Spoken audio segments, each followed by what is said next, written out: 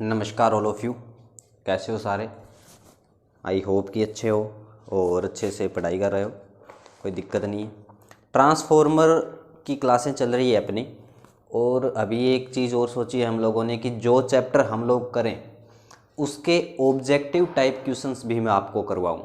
Objective type question का जैसे time रख देते हैं आप सुबह 10 बजे से, मॉर्निंग में डेली 10 बजे अपन स्टार्ट कर देते हैं ऑब्जेक्टिव की क्लास। ठीक है, जैसे मान लो अभी हम लोगों ने कौन सा चैप्टर पढ़ा है, ट्रांसफॉर्मर पढ़ रहे हैं अपन। ठीक है, तो कल सुबह 10 बजे आपको 10 AM 10 बजे आपको ट्रांसफॉर्मर के ऑब्जेक्टिव टाइप क्वेश्चंस करवाऊंगा मैं। और कौन सी बुक से हम लोग करेंगे, तो ये करेंगे यूथ पब्लिकेशन से। ठीक है, यूथ पब्लिकेशन की जो बुक है उसमें बहुत सारे ऑब्जेक्टिव टाइप क्वेश्चंस दे रखे हैं। ठीक है, उन क्वेश्चंस को सोल्व करेंगे। और जैसे ही यूथ पब्लिकेशन की बुक अपनी कंप्लीट हो जाती है उसके बाद हम रुक्मिणी प्रकाशन का रुक्मिणी या अरिहंत में से किसी को भी उठा लेंगे और उसके ऑब्जेक्टिव टाइप क्वेश्चंस करेंगे। तो देखो, यूथ पब्लिकेशन में कम से कम 3600 प्लस क्वेश्चन है। ठीक है, तो साथ में आपकी थ्योरी हो जाएगी प्लस साथ में ये 3600 प्लस ऑब्जेक्टिव टाइप क्वेश्चन आपके हो जाएंगे। और रुक्मिणी या अरिहंत में भी कम से कम 1500 से 2000 क्वेश्चन आप लोगों को मिलेंगे। ठीक है, तो 2000 ये क्वेश्चंस कर लेते हैं, तो उसके बाद कोई ऐसा चांस नहीं बचता कि आप लोगों की कोई क्वेश्चंस छूटे। तो कल से आप इस चीज़ को स्टार्ट करें। तो सारे बच्चों से मैं बोलूँगा कि 10 बजे आप लोग लाइव आ जाएं। और अपना चैनल है जॉब गुरु विजय शर्मा, जॉब गुरु विजय शर्मा। ठीक है, यूट्यूब चैनल है जॉब गुरु विजय शर्मा और फेसबुक पेज है फन टॉक्स विद विजय। ठीक है, ये दो अपने चैनल है जिन पे आप लोग हमारे साथ जुड़ सकते हो। और ये जो चीज़ें मैंने आप लोगों को बताई है ये कल 10 बजे से हम लोग स्टार्ट करने वाले हैं, लाइव क्लास करेंगे। ठीक है, ट्रांसफॉर्मर करेंगे। जैसे ही मान लो अपना डीसी मोटर का चैप्टर आ गया तो उसके बाद उस पर हम डीसी मोटर पे चर्चा करेंगे। जितने भी टॉपिक हम लोग करेंगे, जितने भी चैप्टर करेंगे उनके सारे ऑब्जेक्टिव भी साथ साथ में हम लोग करते रहेंगे। ठीक है, तो जैसे ही कोई कंपटीशन का एग्ज़ाम आएगा आपका कोई छूटने का प्लान नहीं बनेगा, सारे के सारे क्वेश्चन आप कर पाओगे अच्छे से, कोई दिक्कत नहीं होगी आपको। अभी ट्रांसफॉर्मर के बारे में पढ़ रहे हैं। जैसे कल ट्रांसफॉर्मर के लॉसेज के बारे में पढ़ लिया था। दो प्रकार के लॉसेज होते हैं, एक तो होता है एडी करंट लॉस और एक होता है आयरन लॉस और एक होता है कॉपर लॉस। ठीक है, आयरन लॉस क्या होते हैं, फिक्स लॉस होते हैं जिनके अंदर दो प्रकार के लॉस आते हैं, एडी करंट और हिस्टेरेसिस लॉस। और एक होता है कॉपर लॉस जिसे I²R लॉस भी बोला जाता है। ठीक है, तो कॉपर लॉस जो होता है वो फिक्स नहीं होता। अब बात करेंगे कि ट्रांसफॉर्मर के जो लॉस हैं, जैसे एक तो अपना फिक्स लॉस हो गया और एक चेंजेबल लॉस हो गया। ठीक है, तो उनको हम कैसे फाइंड करेंगे, कौन कौन से सिस्टम है जिसके थ्रू हम लोग फाइंड करेंगे। तो यहाँ पर दो चीज़ें मैंने बना रखी है, एक तो ओपन सर्किट बना रखा है, एक शॉर्ट सर्किट बना रखा है। देखो, अगर हमें टोटल ज्ञात करना है तो कैसे हम लोग फाइंड करेंगे, तो वाट मीटर के थ्रू हम लोग इसको ज्ञात करेंगे। जैसे मान लो यहाँ पर मैंने क्या लगा दिया, एक वाट मीटर लगा दिया। अभी ओपन सर्किट की बात मैं कर रहा हूँ, वाट मीटर लगा दिया। और वाट मीटर में दो कॉइल होती है, एक तो होती है CC यानी करंट कॉइल, जैसे ये कॉइल होती है CC और ये कॉइल होती है PC पोटेंशियल कॉइल। ठीक है, CC जो होती है वो नंबर ऑफ लपेट संख्या इसकी क्या होती है, नंबर ऑफ टर्न्स इसकी कम होती है और इसके तार की मोटाई क्या होगी, ज़्यादा होगी। ये क्या होती है, करंट कॉइल। और ये PC होती है, ये क्या होती है, प्रेशर कॉइल। तो यहाँ से जैसे मान लो यहाँ पर हम लोगों ने क्या कर दिया, वाट मीटर जोड़ दिया। ये है सप्लाई साइड, जहाँ से प्राइमरी साइड है, जहाँ से हम लोग क्या करेंगे, सप्लाई देंगे। उसके बाद हम लोग क्या करते हैं, यहाँ पर एक एमीटर को ऐड करते हैं। जैसे यहाँ पर हम लोगों ने क्या जोड़ दिया, एक एमीटर जोड़ दिया। और पैरेलल के अंदर क्या जोड़ दिया जाता है, वोल्ट मीटर। और यहाँ पर पैरेलल में हम लोगों ने क्या जोड़ दिया, वोल्ट मीटर। ठीक है, याद रखना एमीटर हमेशा ही सीरीज में जुड़ता है और वोल्ट मीटर जो होता है वो हमेशा ही क्या जुड़ता है, फेस और न्यूट्रल के पैरेलल में जुड़ता है। ठीक है, अब हम लोगों ने क्या करना है कि यहाँ से हमने ट्रांसफॉर्मर बना दिया। ये हम लोगों ने क्या बना दिया भाई, ट्रांसफॉर्मर। ये हम लोगों ने ट्रांसफॉर्मर बना दिया जिसके साथ यहाँ से क्या जुड़ी हुई है, हमारी सप्लाई जुड़ी हुई है। इस हिसाब से जोड़ दिया। ये प्राइमरी साइड है और ये क्या कर दिया, सेकेंडरी साइड। ठीक है, इसको हम लोगों ने क्या कर दिया, सेकेंडरी साइड। और सेकेंडरी साइड क्या रखी है इसकी, ओपन रखी है, तो इसको क्या बोला जाता है, ओपन सर्किट। अगर किसी को कोई समझ ना आए तो प्लीज़ आप लोग कमेंट करें, ठीक है। अब ओपन सर्किट जो होता है इसमें कौन से लॉस हम लोग ज्ञात करते हैं, तो इसमें हम लोग ज्ञात करते हैं आयरन लॉस, आयरन लॉस या लोहा क्षति, ठीक है, लोहा क्षति इसमें फाइंड करते हैं, ठीक है। ये बच्चों के कमेंट आ रहे थे सर कि हिंदी में करवाओ, तो हिंदी में मैं आप लोगों को करवा रहा हूँ और कोशिश हमारी यही रहती है कि निमी पैटर्न में कराएं, ठीक है। चलिए समझ आ गया होगा आप लोगों को कि आयरन लॉस किसके लिए ज्ञात किया जाता है। तो क्वेश्चन यही आता है कि ओपन सर्किट जो दोष है या ओपन सर्किट परीक्षण जो है वो किस लॉस को ज्ञात करने के लिए किया जाता है, तो ये किया जाता है आयरन लॉस के लिए। और आयरन लॉस में दो प्रकार के लॉस आते हैं, एक तो आता है हिस्ट्रेसिस, हिस्ट्रेसिस लॉस, और एक आता है eddy current loss, eddy current loss. आशा करता हूँ कि आप लोगों को समझ आ गई होगी। इस पे इतना ही क्वेश्चन आएगा और कोई क्वेश्चन नहीं आता। ये अपना क्या लगा रखा है हम लोगों ने, वाट मीटर। वाट मीटर में दो कॉइल होती है, एक सीसी होती है और एक पीसी होती है। सीसी को क्या बोला जाता है, करंट कॉइल बोला जाता है, और पीसी को क्या बोला जाता है भाई, पोटेंशियल कॉइल बोला जाता है। आशा करता हूँ कि आपको अच्छे से समझ आया होगा। चलिए अब बात करते हैं शॉर्ट सर्किट परीक्षण के बारे में। शॉर्ट सर्किट परीक्षण क्या होता है, इसी हिसाब से बिल्कुल लगेगा, कोई दिक्कत वाली बात नहीं है। लेकिन इसमें हम क्या करेंगे, जो आउटपुट साइड है, ठीक है, जैसे ये सेकेंडरी साइड है, तो सेकेंडरी साइड को यहाँ से क्या कर दिया जाएगा, यहाँ से सेकेंडरी साइड को क्या कर दिया, शॉर्ट सर्किट ज्ञात कर दिया। जैसे अभी अपन क्या कर रहे थे, ओपन सर्किट का ये डायग्राम बनाया था और इसको ही हम लोगों ने आगे क्या कर दिया, शॉर्ट सर्किट कर दिया। यानी कि अगर सेकेंडरी साइड को हम लोग क्या कर देते हैं, शॉर्ट कर देते हैं, तो क्या होगा, ये कौन सी वाइंडिंग होती है, ये होती है low voltage, low voltage winding, ठीक है। और ये क्या होती है, हाई वोल्टेज वाइंडिंग, ठीक है, हाई वोल्टेज वाइंडिंग, ये होती है हाई वोल्टेज वाइंडिंग। और इसका यूज़ हम कहाँ पर करते हैं, कहाँ यूज़ किया जाता है भाई इसका, तो इसका यूज़ करते हैं कॉपर लॉस के लिए, ठीक है। आई स्क्वायर आर लॉस भी बोलते हैं इसको, या कॉपर लॉस बोलते हैं। इसका उपयोग, इसका यूज ताम्र क्षति या कॉपर लॉस ज्ञात करने के लिए किया जाता है, ज्ञात करने के लिए किया जाता है, ठीक है। इसका यूज हम कहाँ पर करते हैं, कॉपर लॉस ज्ञात करने के लिए करते हैं। ये चीज़ इसमें इंपॉर्टेंट आती है, ठीक है। अगर आपको इसमें कोई डाउट हो तो प्लीज़ आप लोग बता दें, ठीक है।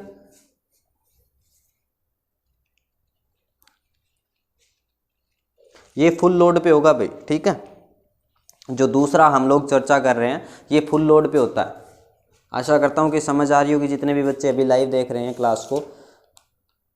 तो प्लीज़ आप लोग कमेंट करके बताएं कि अच्छे से समझ आ रहा है कि नहीं आ रहा, और वो टाइम आप लोग बता दें। मैंने तो 10 बजे का डिसाइड किया, वैसे मैंने ग्रुप में भी पूछा था, बहुत सारे ग्रुप है जिनके अंदर मैंने शेयर की थी ये बातें।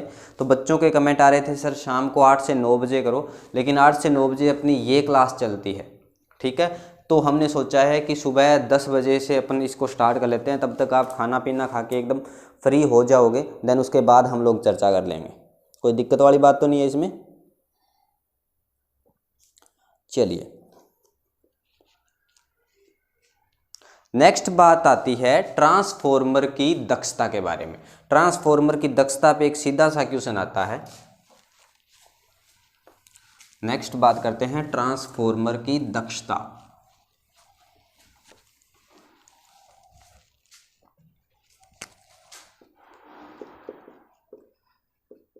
ट्रांसफॉर्मर की दक्षता, नेक्स्ट क्या चीज़ आती है, ट्रांसफॉर्मर की दक्षता। दक्षता को डिनोट करते हैं नीटा से। इसको क्या बोला जाता है, नीटा।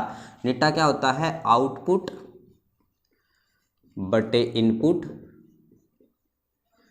इनटू 100, ठीक है। दक्षता ज्ञात करने का ये फॉर्मूला है कि आउटपुट बटे इनपुट इनटू 100, और इनपुट की जगह अपन क्या लिख सकते हैं, आउटपुट शक्ति, आउटपुट शक्ति प्लस जितने भी लॉसेज होंगे वो चीज़ लिख सकते हैं। या नीटा इक्वल टू क्या लिख सकते हैं, आउटपुट बटे इनपुट की जगह लिख देंगे अपन आउटपुट लॉस, ठीक है। प्लस जितनी भी क्षतियाँ होगी, ठीक है, सॉरी आउटपुट प्लस लॉस यहाँ पर लिख सकते हैं, और जितनी भी ये क्षतियाँ हो रही है ये इंटू 100, ये चीज़ आप कर सकते हैं बिल्कुल, ठीक है। तो इनपुट क्या होगी कि उसमें इनपुट करने के बाद अपने पास कुछ लॉस भी तो होगा ना उस चीज़ का, ठीक है। और लॉस में कौन कौन सी चीज़ आ सकती है, जैसे अगर पावर फैक्टर अगर अपन फाइंड करें तो पावर फैक्टर भी अपने को लिखना पड़ेगा, उसमें लॉसेज कौन कौन से आ जाएंगे, जैसे कॉपर लॉस आ गया, आयरन लॉस आ गया, सारे के सारे लॉस आ जाते हैं, ठीक है। और अगर मान लो एक चीज़ और आती है कि अगर आपको ट्रांसफॉर्मर की फुल डे एफिशिएंसी निकालनी है, ठीक है, पूर्ण दिन दक्षता, क्योंकि ट्रांसफॉर्मर जो होता है वो लगातार 24 घंटे काम करता है, तो इसके लिए कौन सा फॉर्मूला आएगा, ठीक है। तो इसके लिए अगर मान लो पूर्ण दिन दक्षता या ऑल डे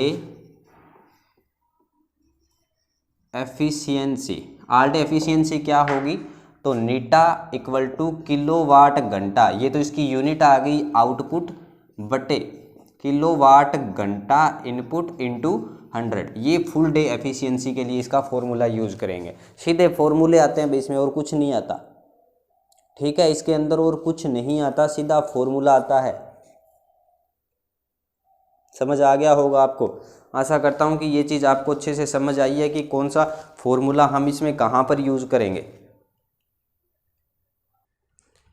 अब नेक्स्ट आता है इसके ऊपर, जैसे ट्रांसफॉर्मर के बारे में अपन बात करते हैं, तो ट्रांसफॉर्मर को हम एक तो ये चीज़ पे रख सकते हैं भाई, शून्य लोड पे रख सकते हैं, और दूसरी क्या चीज़ आती है ट्रांसफॉर्मर की, दूसरी आती है कि जब ट्रांसफॉर्मर फुल लोड पर होगा तो उसमें करंट क्या कुछ होगा, ठीक है। दो कंडीशन आती है, तो एक तो आती है शून्य लोड पर ट्रांसफॉर्मर, ठीक है, ये चीज़ आप लोग हेडिंग लगा के लिख सकते हो कि शून्य लोड पर ट्रांसफॉर्मर का कार्य क्या होगा और फुल लोड पर ट्रांसफॉर्मर का कार्य क्या होगा। तो शून्य लोड पर, ठीक है, शून्य लोड पर एक जो ट्रांसफॉर्मर होता है वो कैसे काम करेगा, खुले ट्रांसफॉर्मर की तरह काम करेगा, यानी कि उसकी सेकेंडरी वाइंडिंग क्या होगी, ओपन होगी, और इसके अंदर हम लोग क्या कर सकते हैं, सिर्फ आयरन लॉस होंगे, वो ही लॉस होगा, इसके अलावा और उस पर कोई लॉस नहीं होता है, ठीक है।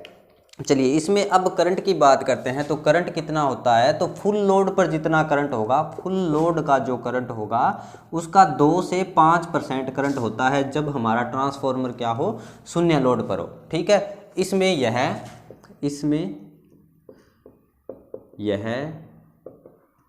ओपन सर्किट की तरह कार्य करता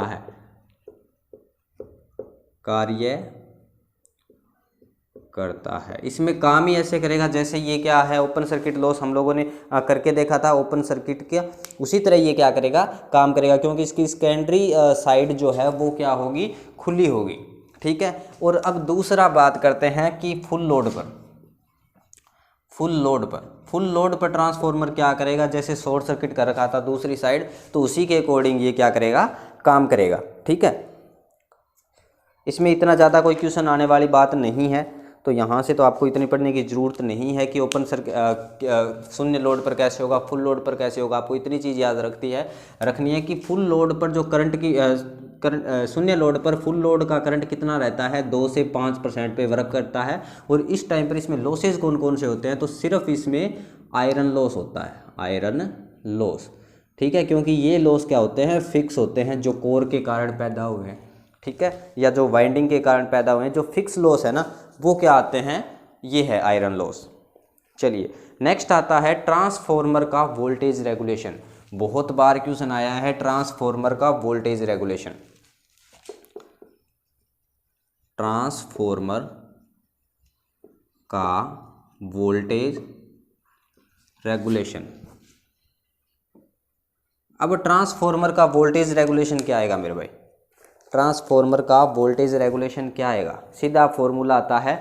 अगर आपको वोल्टेज रेगुलेशन निकालना है, वोल्टेज रेगुलेशन अगर मान लो परसेंटेज में निकालना है, तो क्या होगा, VNL माइनस VFL बटे क्या आएगा, कोई कमेंट करके बताएगा मुझे क्या आएगा। चलिए जल्दी से बताइए, इतनी चीज़ मैंने बता दी, इस पर कैसे ऑप्शन बनेंगे वो चारों ऑप्शन भी आप लोगों को बताऊंगा, ठीक है। जैसे इस पे ऑप्शन बनते हैं VNL माइनस VFL बटे VFL इंटू 100, एक तो ये ऑप्शन बनता है। एक ऑप्शन बनता है VNL माइनस VFL बटे VNL ठीक है। NL क्या है, नो लोड है, FL क्या है, फुल लोड है, इनटू 100 है। इसी हिसाब से 4-5 ऑप्शन बनेंगे। ये क्वेश्चन राजस्थान बिजली बोर्ड के अंदर आया था 2018 के अंदर। वोल्टेज रेगुलेशन का सीधा फॉर्मूला, ये जो ए हम लोगों ने लिखा है राइट, ये होगा इसका कि no load voltage minus full load बटे फुल लोड इंटू 100, ये वोल्टेज रेगुलेशन का फॉर्मूला है। नीचे वाला गलत है तो इसको अपन रफ ही कर देते हैं। कहीं आप लोग पजल हो तो आप लोग भी कमेंट करके बता सकते हो कि क्या होगा, क्या आपको इस चीज़ के बारे में पता है कि नहीं है। और ये ट्रांसफॉर्मर हम लोगों ने पूरा पढ़ लिया। अभी एक ट्रांसफॉर्मर बचा है। कौन सा ट्रांसफॉर्मर बचा है जी? अभी बचा है सिर्फ अपना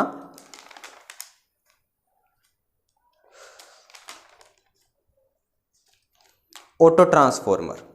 ठीक है, ऑटो ट्रांसफॉर्मर पे क्या क्वेश्चन आते हैं वो भी मैं आप लोगों को बता देता हूँ। ऑटो ट्रांसफॉर्मर में क्या होता है, सिर्फ और सिर्फ एक वाइंडिंग होती है। वही वाइंडिंग क्या करती है, सेकेंडरी का काम करती है, वही क्या करती है, प्राइमरी का काम करती है। अब उसमें से क्या कर ली जाती है, अगर मान लो उसमें से अपने को सेकेंडरी का निकालना है या ऐसे कुछ करना है तो उस टाइम पे हम क्या करेंगे, उसमें से एक टेपिंग निकाल देंगे। ठीक है, टेपिंग निकाल के इसको क्या कर लिया जाता है, यूज कर लिया जाता है। और सीधा क्वेश्चन यही आता है कि ऑटो ट्रांसफॉर्मर जो होता है उसमें कितनी वाइंडिंग होती है। तो यानी कि केवल एक वाइंडिंग वाला जो ट्रांसफॉर्मर होगा वो ऑटो ट्रांसफॉर्मर होगा। याद रखना इस चीज़ को। अब ये प्राइमरी की तरह काम कैसे करेगा, स्टेप अप की तरह इसको काम कैसे कराएंगे और स्टेप डाउन की तरह काम इसको कैसे कराएंगे, तो प्लीज़ आप लोग कमेंट करके बताएं, क्योंकि ये चीज़ें आप लोगों ने पहले पढ़ रखी है ऑलरेडी। ठीक है, तब मैं आपसे ये चीज़ें पूछ रहा हूँ कि भाई इसको, जैसे ऑटो ट्रांसफॉर्मर की आप बात कर रहे हैं, ऑटो ट्रांसफॉर्मर। ठीक है, ऑटो ट्रांसफॉर्मर में क्या होती है, इसमें केवल एक वाइंडिंग होती है, एक ही कुंडली होती है। ये कुंडली नहीं बोल सकते, एक ही वाइंडिंग होती है। वो ही क्या करती है, प्राइमरी की तरह काम करती है। और वही वाइंडिंग किसकी तरह काम करती है, सेकेंडरी की तरह काम करती है। एक वाइंडिंग वाला ट्रांसफॉर्मर होता है भाई।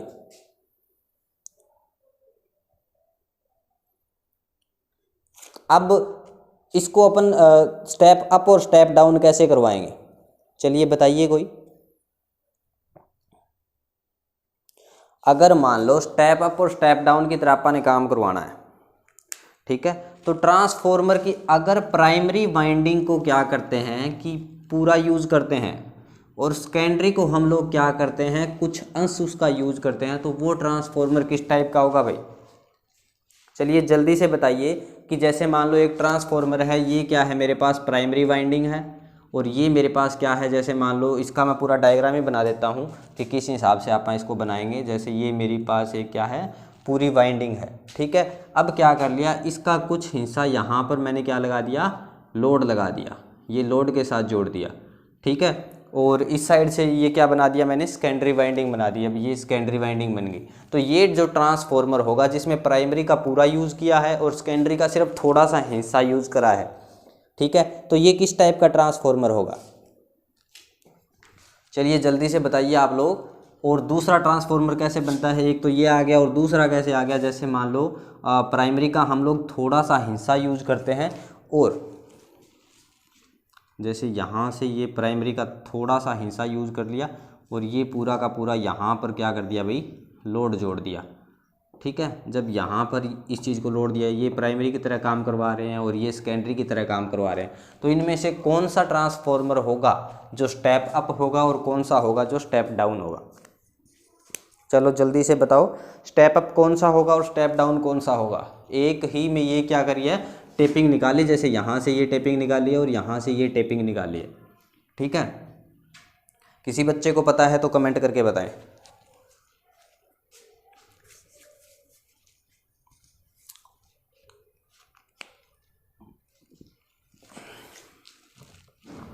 देखो अभी मैं आप लोगों को बताता हूँ और इस पर कुछ क्वेश्चंस है वो भी अपन चर्चा कर देंगे। तो इसमें क्या होगा कि अगर प्राइमरी को हम लोगों ने पूरा यूज़ करा है और सेकेंडरी को सिर्फ थोड़ा सा हिस्सा यूज़ किया है, तो ये होगा स्टेप अप टाइप का ट्रांसफॉर्मर। ठीक है, और अगर वहीं पर अपन क्या करते हैं कि प्राइमरी को अपन ने क्या कर रखा है, थोड़ा सा यूज़ किया है, और सेकेंडरी को हम लोगों ने क्या किया है, पूरा यूज़ किया है, तो ये होगा स्टेप डाउन प्रकार का ट्रांसफॉर्मर। याद रखना, स्टेप अप और स्टेप डाउन का इस हिसाब से आप लोग याद रख सकते हो कि स्टेप अप में क्या होगा, जिस साइड, अगर प्राइमरी साइड बड़ी है तो वो क्या करेगा, स्टेप अप टाइप का, और अगर प्राइमरी साइड छोटी है तो ये क्या काम करेगा, स्टेप डाउन प्रकार का। एक तरीका है याद रखने का, आप लोग कैसे इसको याद रखोगे ये आप लोग बता सकते हो। अब एक चीज़ और बताई थी मैंने कि हम लोगों ने पढ़ा था कि ट्रांसफॉर्मर के बारे में और ऑटो ट्रांसफॉर्मर के बारे में। इस ट्रांसफॉर्मर का क्या सिद्धांत है, सीधा जो हम लोग ट्रांसफॉर्मर पढ़ रहे थे भाई, तो सीधा ट्रांसफॉर्मर में हम लोगों ने पढ़ा था कि ये काम करता है आपसी प्रेरण के सिद्धांत पर, आपसी प्रेरण, ठीक है, या म्यूचुअल इंडक्शन, म्यूचुअल इंडक्शन के सिद्धांत पर ये क्या करता है, काम करता है। कौन सा, सीधा ट्रांसफॉर्मर जो हम लोग पढ़ रहे थे। अब हम बात कर रहे हैं ऑटो ट्रांसफॉर्मर के बारे में। ऑटो ट्रांसफॉर्मर कौन से सिद्धांत पे काम करता है, तो ये काम करता है स्वप्रेरण, स्वप्रेरण के सिद्धांत पर, सिद्धांत पर ये काम करता है, स्वप्रेरण के सिद्धांत पर, या सेल्फ इंडक्शन, ठीक है, इसको क्या बोल सकते हैं, सेल्फ इंडक्शन। इस चीज़ पे ये काम करता है कि ये सेल्फ इंडक्शन पे काम करता है। और जो ट्रांसफॉर्मर हम लोगों ने पढ़े हैं, 3 फेज और सिंगल फेज जो ट्रांसफॉर्मर हम लोगों ने पढ़े हैं, वो किस चीज़ पे डिपेंड करते हैं, आपसी प्रेरण के सिद्धांत पे काम करते हैं। आशा करता हूँ कि आपको ये चीज़ समझ आई होगी। और सेम चीज़ वही होगी, ES बटे EP इक्वल टू NS बटे NP, ठीक है, सेम वही चीज़ होगी जो अपन लोगों ने पहले पढ़ी है। अब कल आपका एक क्वेश्चन था, अगर आप लोगों को याद हो तो प्लीज़ आप लोग बता दें, कितने बच्चे करके आए हैं उस क्वेश्चन को, ये भी बता दें। उस क्वेश्चन पे चर्चा कर लेते हैं अभी, अगर वो मुझे मिल जाता है क्वेश्चन तो चर्चा करते हैं उस पर। किसी बच्चे ने कुछ बच्चों ने उसका बताया था कि सर इस हिसाब से इतना इतना आया है हमारा। अगर आप लोगों का कितना आया है, अगर आप लोगों ने नहीं देखा वो क्वेश्चंस, तो आप लोग कल की क्लास देखें, और कल की क्लास देखने के बाद आप मुझे बताएं। हाँ जी, ये क्या क्या फाइंड करना था आपने, कल क्वेश्चन था कि एक 44 kVA 11,220 वोल्ट वाले ट्रांसफॉर्मर की सेकेंडरी में 25 टर्न्स है, ठीक है। प्राइमरी टर्न की संख्या और प्राइमरी एवं सेकेंडरी वाइंडिंग में प्रवाहित हो रही करंट की विद्युत गणना करो, ठीक है, करंट की गणना करनी है।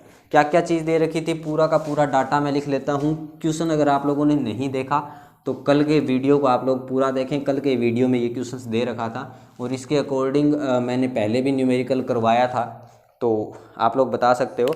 जैसे इसमें दे रखा है EP की वैल्यू आप लोगों को कितनी दे रखी है, EP की वैल्यू दे रखी है 11,000 वोल्टेज, 11,000 वोल्ट, ठीक है। ES की वैल्यू कितनी दे रखी है आप लोगों को सेकेंडरी वाइंडिंग के अंदर, 220 वोल्ट, ठीक है। नेक्स्ट दे रखा है सेकेंडरी में turn, number of turn secondary में कितनी दे रखी है भाई, 25। अब आपको सबसे पहले क्या बात फाइंड करनी है चीज़, सबसे पहले आपको प्राइमरी में नंबर ऑफ टर्न्स फाइंड करनी है। तो N क्या आएगा, ES बटे EP इक्वल टू NS बटे NP, ये फॉर्मूला यूज़ करेंगे अपन, ठीक है। तो अब NP अगर निकालना है तो NP क्या आ जाएगा, NP आ जाएगा EP इंटू NS बटे ES, ये चीज़ आ जाएगी।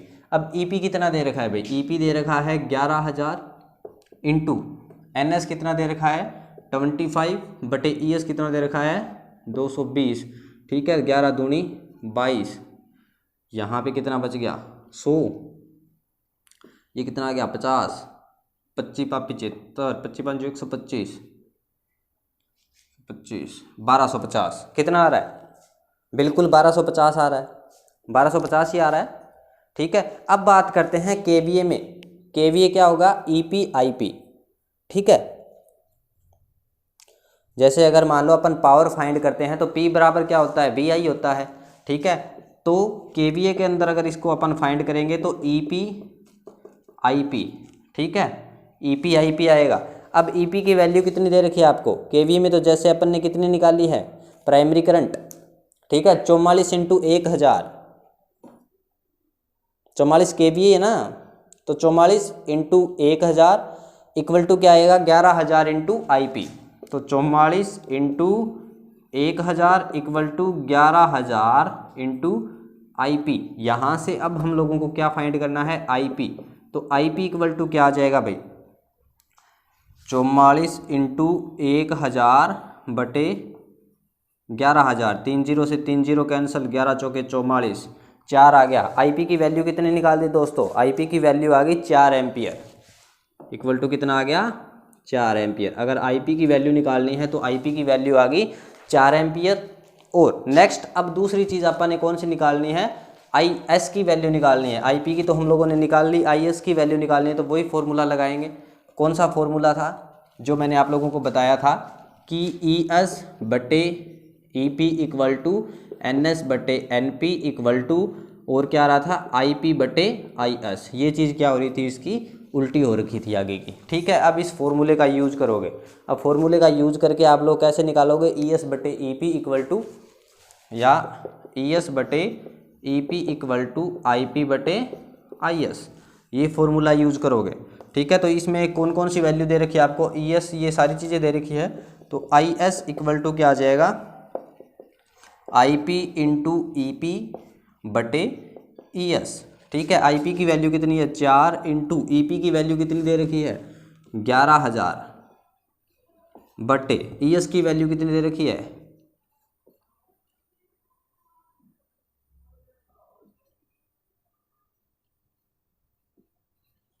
50 दूनी 100, 5 के 20, 200। ठीक है, कितनी आ रही है भाई? ये 200 एम्पियर। आशा करता हूँ कि आपको समझ आया होगा। अगर आपको नहीं समझ आया तो प्लीज़ कमेंट करो, दोबारा बता दूंगा मैं।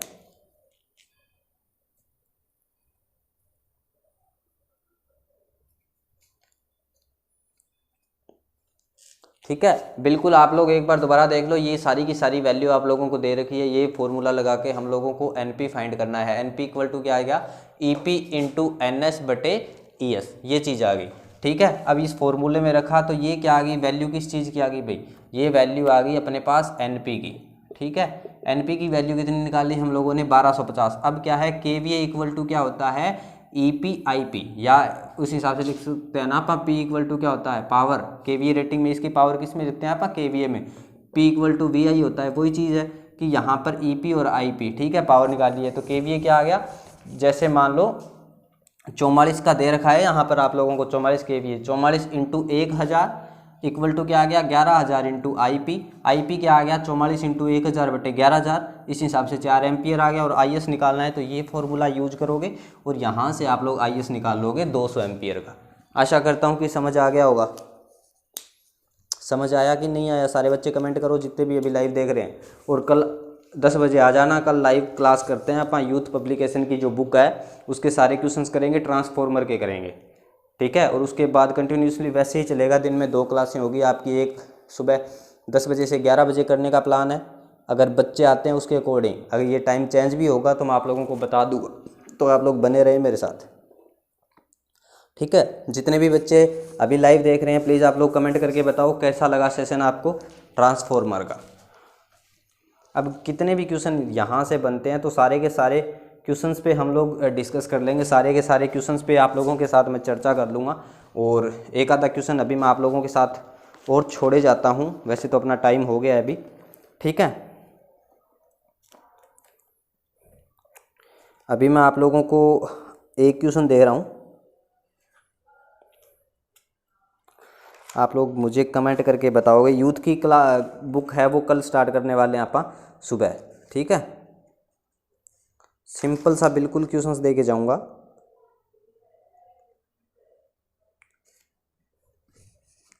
हाँ जी, ट्रांसफॉर्मर की जो कोर होती है उसको लेमिनेटेड क्यों किया जाता है? ट्रांसफॉर्मर की कोर को लेमिनेटेड क्यों किया जाता है? एक तो ये क्वेश्चन आप लोगों के पास, और एक क्वेश्चन आता है कि एक ट्रांसफॉर्मर में फुल लोड पर लॉस 1000 वाट है, तो आधे लोड पर ये लॉस कितना होगा? ठीक है, एक ट्रांसफॉर्मर में अगर फुल लोड पर लॉस 1000 वाट है तो आधे लोड के ऊपर ये लॉस कितना होगा? दूसरा क्वेश्चन जो है वो मुश्किल है, करके बताना है। आप लोगों को समझ आता है कि नहीं आता, कल हम लोग इस पे चर्चा कर लेंगे।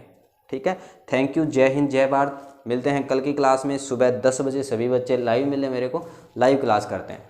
जय हिंद।